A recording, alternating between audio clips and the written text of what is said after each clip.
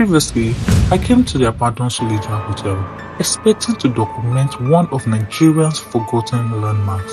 Instead, I found something impossible: a single fresh footprint pressed into decades of untouched dust.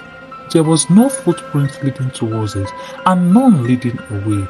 As I continued searching, I discovered missing hotel records, a guest register with several pages deliberately torn out, a key rack where the key to room 214 had mysteriously disappeared, a hotel directory with room 214 scratched almost beyond recognition, and finally, a hidden service corridor sealed behind heavy chains and a massive steel security gate. I tried looking beyond this, but the darkness swallowed my flashlight.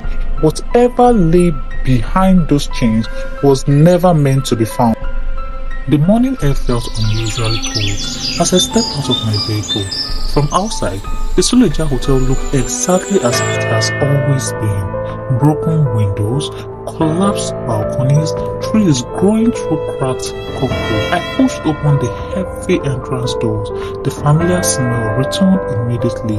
Doors, rotten smell, old was nothing to write home about. The silence inside remained almost overwhelming. Only the sound of my footsteps echoed through the enormous lobby. This time, I didn't stop to admire the architectural work. I walked directly towards the hidden service corridor. The chain steel gate stood exactly where I remembered. At first glance, nothing has changed, but investigations aren't solved by first glances, they are solved by details.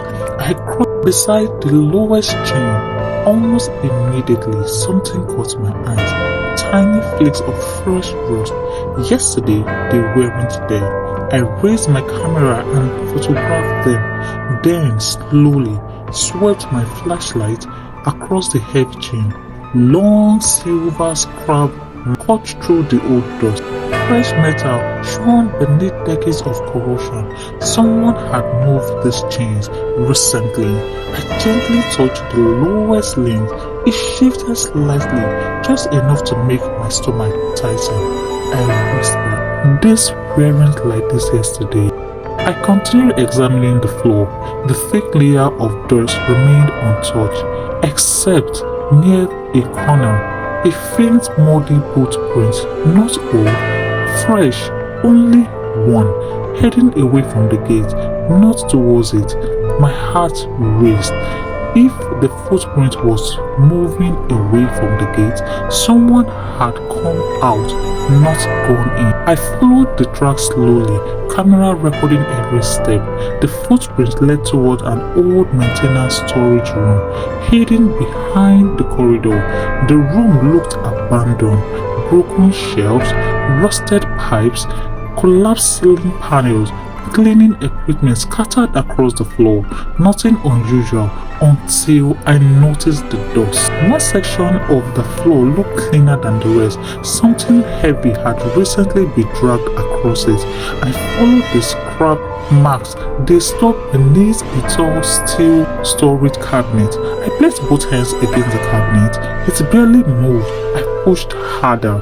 The old metal screamed against the concrete floor. Dust exploded into the air. As the cabinet slid aside, I froze. Behind it, a narrow concrete staircase descending into complete darkness. No warning signs, no labels, nothing. Just steps disappearing beneath the hotel. I stood there silently. Every official blueprint I had seen yesterday showed no staircase in this location. It shouldn't exist. I aimed my flashlight downward. The beam disappeared into darkness. The staircase seemed endless. I checked my camera battery, 92. I took a deep breath and I started descending. Each step echoed louder than the last. Water dripped everywhere. Rusty pipe. The deeper I went, the cooler the air became. The smell changed too. The dusty smell of the abandoned hotel slowly disappeared. Something else replaced it. A sharp chemical smell. That shouldn't be. When I finally descended through the long staircase, a long underground corridor stretched before me. Its walls were covered in old grey paint, peeling away with age. Dust covered most of the floor, except a narrow path running straight down the middle, as if people were still walking slowly. There, I raised my flashlight towards an old metal sign hanging crooked from the ceiling. I wiped away decades of dust. Letters slowly appeared. Level 4. I stared at it in disbelief. Every hotel document, every blueprint, every public record said the Suleja Hotel only had 3 floors.